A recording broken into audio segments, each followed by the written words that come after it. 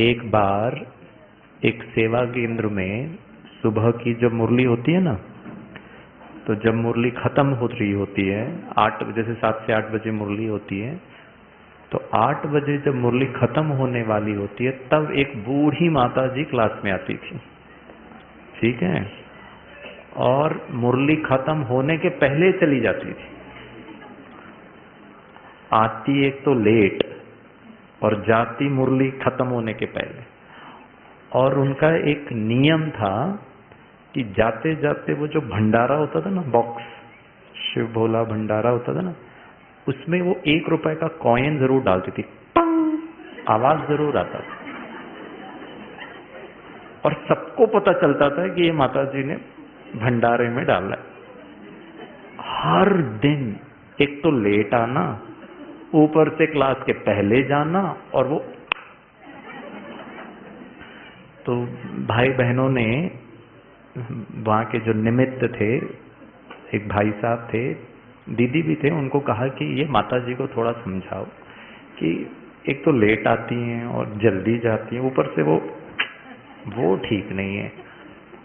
तो भाई साहब ने कहा ठीक है, मैं बात करता हूँ। तो एक दिन वो माता जी को रोका, उन्होंने बोला आपसे बात करना है। तो माता जी ने कहा अभी टाइम नहीं है, अलग सा आती हूँ, और चली गई। तो भाई साहब ने जब उनसे बात की कि भाई आप एक तो लेट आते हो, ऊपर से जल्दी मुरली खत्म भी नहीं होती उसके पहले चले जाते हो, वो तो फिर भी ठीक है, ये जो लास्ट में जाने के पहले वो 1 रुपए का जो कॉइन की जो आवाज है ना, वो शायद ठीक नहीं है। तो वो माता जी ने कहा कि तो मैं क्या करूं? तो भाई साहब ने कहा एक काम करो 10वें तारीख को, 20 तारीख को और 30 तारीख को 10 रुपए का नोट डाल दो, ताकि आवाज ना आए। तो वो माता जी ने कहा भाई साहब मैं तो माफी चाहती हूँ, मैं लेट इसीलिए आती हूँ क्योंकि मैं सुबह सुबह उठकर जो ठेला होता है ना, उसमें मैं इडली सांबार बनाती हूँ। ये साउथ इंडिया की बात है। मेरे घर में कोई नहीं है, मैं अकेली हूँ। खुद की जीविका चलाने के लिए ये सुबह सुबह चटनी, इडली, सांबार, वड़ा बनाती हूँ, और इतना लेट हो जाती हूँ, लेकिन बाबा से मेरे को बहुत स्नेह है इसीलिए आती हूँ। लेकिन 8 बजे के पहले मैं चले जाती हूँ क्योंकि ऑफिस के लोग होते हैं, ग्राहक होते हैं, उनको अगर मैं नहीं रहूंगी तो वो किसी और से ले लेंगे, खरीद लेंगे। तो मुझे 8 बजे वो सब रेडी रखना होता है, इसीलिए मैं चले जाती हूँ। तो भाई साहब ने कहा वो तो ठीक है, समझ में आ रहा है, लेकिन ये 1 रुपए का जो कॉइन आप डालते हो ना, उसे आवाज आता है और बाबा के बच्चे थोड़े डिस्टर्ब होते हैं। तो आप 10 तारीख को 10 रुपए का नोट डाल दो। पता है वो माता जी ने क्या कहा? गीत कितना सुंदर था। हमने क्या पाया बाबा से? प्यार पाया। और अगर आप कर्मों का हिसाब किताब देखेंगे ना, हर चीज लेन और देन है। कितना जमा का खाता, कितना पुण्य, हर प्रकार से, तन से भी, मन से भी, धन से भी, जन से भी, सबका अलग अलग अकाउंटिंग है। जितना ज्यादा मैंने लिया उससे ज्यादा अगर दिया तो बचत है, वो आपके 21 जन्मों का भाग्य है। अगर लिया ज्यादा, दिया कम, तो डेबिट अकाउंट है। अभी कोविड का मान लो जैसे समय था, तो लोग है ना थोड़ा बल्क में परचेजेस करने लगे, क्योंकि बाहर भी नहीं जा सकते थे। पहले शायद हम महीने का 10 किलो गेहूं मंगाते थे या आटा मंगाते थे, तो हमने सीधे उसको 20 किलो कर दिया। क्यों? वापस हम क्यों जाए बाहर, वैसे भी जाने का समस्या थी।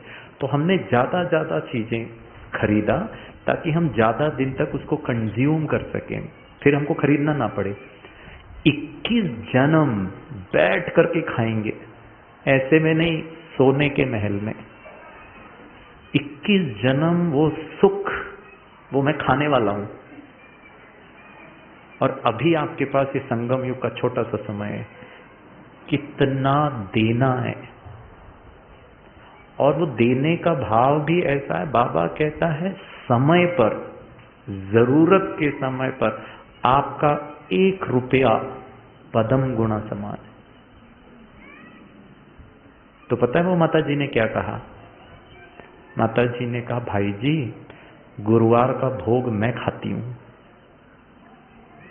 आकर के सेंटर पर बैठती हूं, वो कुर्सी का खर्चा, जो बिजली चलता है, पंखा चलता है, उसका खर्चा, मधुबन से जो मुरली बाई पोस्ट आती है उसका खर्चा। अगर मैं 8 तारीख को मर गई तो उस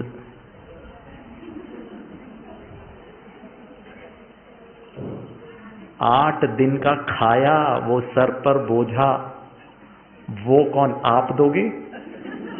वो भाई साहब ने जब सुना ना, भाई साहब हिल गया। ये माता जी ठेले पे इडली बेचती है, क्या उसकी महीन बुद्धि! बाबा के साथ, बाबा के स्नेह का, ब्राह्मण परिवार का, दीदियों का, निमित्त का रिटर्न कब देंगे? और जैसे वो भाई जी कह रहे थे ना, हम अपना ही भाग्य बना रहे हैं, हमारा ही जमा हो रहा है, तो क्या हम, और जैसे दीदी कह रहे थे, ब्राह्मण संसार की रचना का आधार ही संकल्प है। बस संकल्प करिए, हुआ पड़ा है। बचपन में मुझे याद आता है, हमारे लौकिक पिताजी जब हमको मंदिर लेकर जाते थे ना, तो 10 रुपए का नोट मुझे देते थे, 10 रुपए का नोट स्वामी भाई को देते थे, 10 रुपए का नोट चारों बच्चों को देते थे। अरे कमाया वो सीधे 50 रुपए डाल सकते थे, बात तो बराबर ही है, लेकिन मेरे द्वारा डलवाते थे।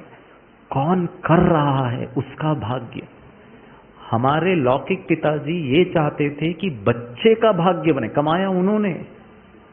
हम सबका पारलौकिक बाप यही चाहता है कि ये बच्चों का भाग्य बने।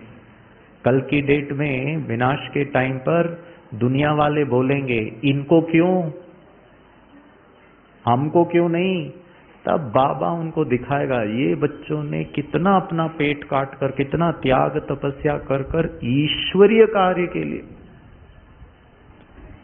कुछ भी भगवान है ना, बिना क्या बोलते लॉजिक के कुछ भी काम नहीं करता, हर चीज का प्रमाण है।